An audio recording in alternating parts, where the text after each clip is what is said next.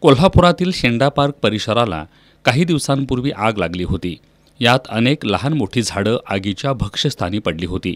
या झाडांचं संवर्धन आणि जतन करण्यासाठी कोल्हापुरातील अनेक व्यक्ती तसंच संस्था आणि संघटनांनी मोहीम राबवली.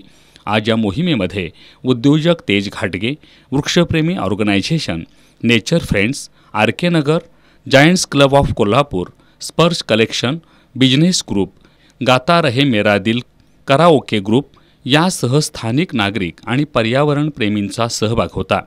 यावेळी आगीची झळ बसलेल्या या हजारो झाडांना टँकरद्वारे पाणी घालण्यात आलं.